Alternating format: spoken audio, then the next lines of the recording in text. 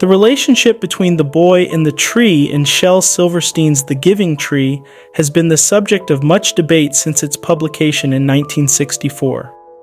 Some readers view it as a poignant tale of unconditional love, while others criticize it as an exploration of toxic, one-sided relationships. This duality is what makes the book both controversial and compelling.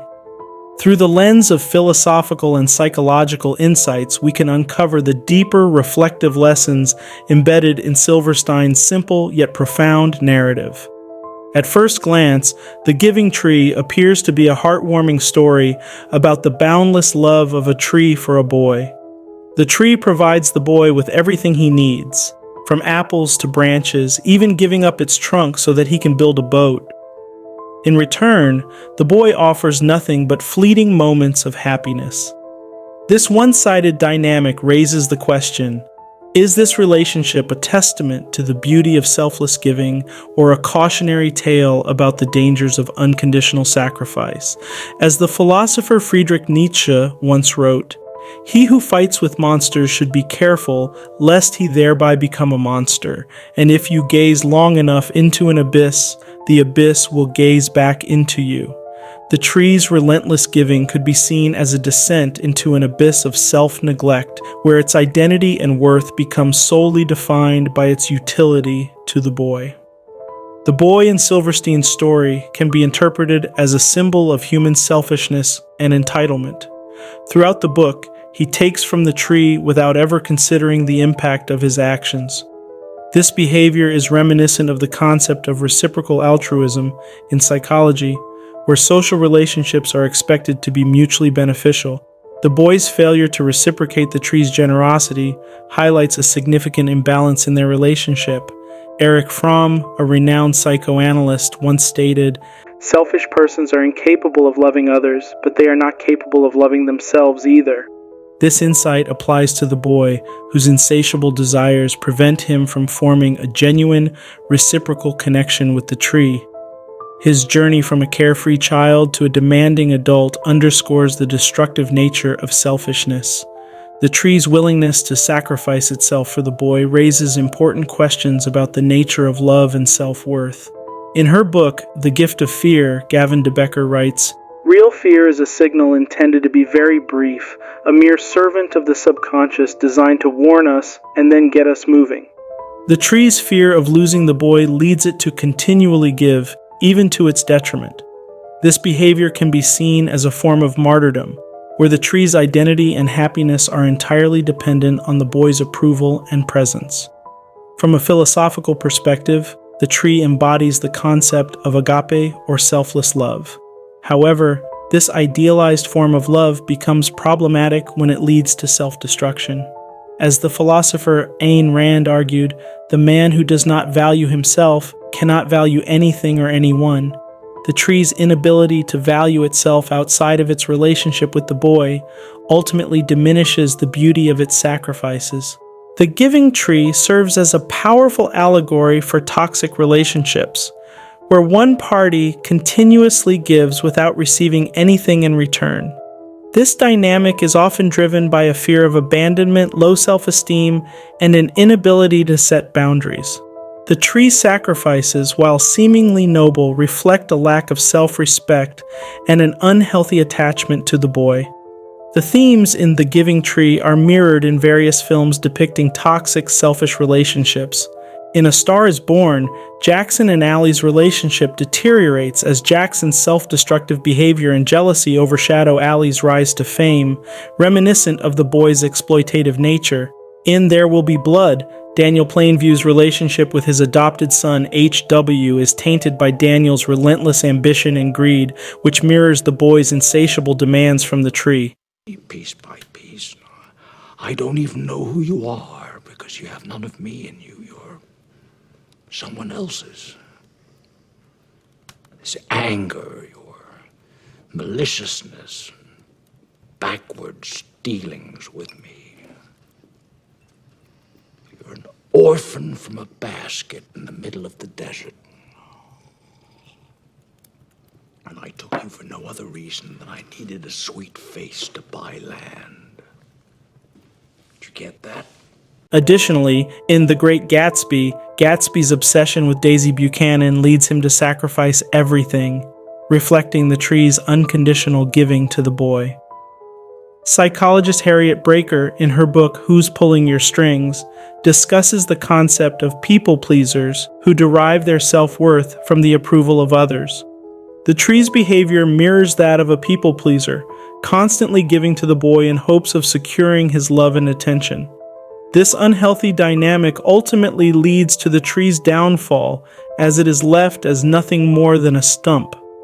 The story also invites readers to reflect on the broader implications of giving. Aristotle once said, "The essence of life is to serve others and do good." While the tree's actions align with this philosophy, the lack of reciprocity from the boy raises questions about the true essence of giving. Is it truly virtuous to give without limits, or should there be a balance between selflessness and self-preservation? In his book, Man's Search for Meaning, Viktor Frankl explores the importance of finding purpose and meaning in life. The tree's unwavering dedication to the boy provides it with a sense of purpose. Yet this purpose is ultimately unfulfilled due to the boy's ingratitude. This reflects the existential struggle between finding meaning through self-sacrifice and the need for mutual respect and appreciation in relationships. The Giving Tree is a multifaceted narrative that offers profound insights into the nature of love, sacrifice, and human relationships. Through its exploration of the boy's selfishness and the tree's selfless giving, the story serves as a cautionary tale about the dangers of unbalanced relationships. It challenges readers to consider the importance of reciprocity, self-worth, and setting healthy boundaries in their interactions with others. As Khalil Gibran wisely observed, "You give but little when you give of your possessions. It is when you give of yourself that you truly give." True giving should not come at the expense of one's own well-being. Instead, it should foster mutual growth, respect, and fulfillment. By embracing balanced relationships, we can honor the essence of giving while also nurturing our own identities and self-worth. Shel Silverstein's life and work reveal a profound understanding of pain, suffering, and the complexities of human relationships. In 1964, Silverstein experienced a remarkable burst of creativity, publishing 3 children's books and 1 book for adults. Among them was The Giving Tree, a book whose success surprised both Silverstein and his publishers, initially printing only 7,000 copies. Sales of The Giving Tree doubled every year for a decade, eventually surpassing 5 million copies worldwide. Despite its popularity, Silverstein often claimed the book had no message, simply describing it as a relationship where one gives and the other takes. Yet defending this simplistic interpretation seemed to drain his energy. Silverstein's reticence to discuss the book parallels his retreat from public life, culminating in a decade-long hiatus before releasing the beloved poetry collection, Where the Sidewalk Ends. By 1975, Silverstein had almost entirely stopped talking to the press, a silence that spoke volumes about his inner turmoil. His personal tragedies further shaped his work and outlook. Unmarried and initially childless by choice, his life changed dramatically at 40 when he became a father.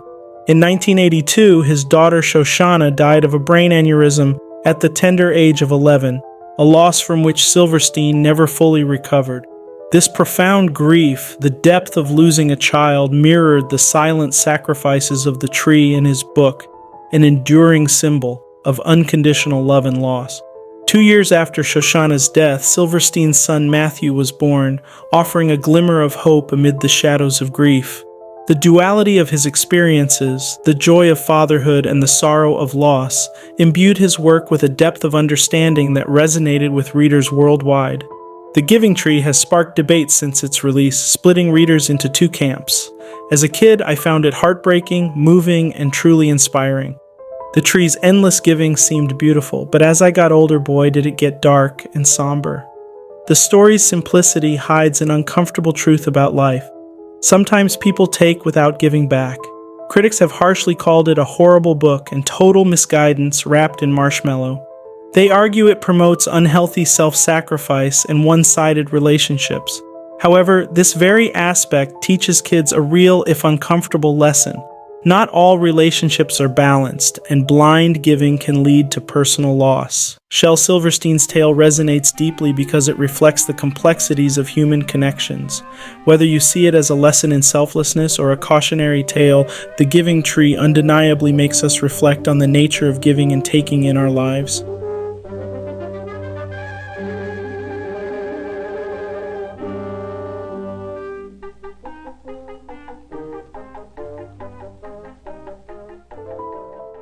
If this narrative resonated with you, do support us. Hit that like button, drop a comment with your thoughts, and subscribe. Thank you for staying with us to the end. See you in the next video on Plaid Chronicles.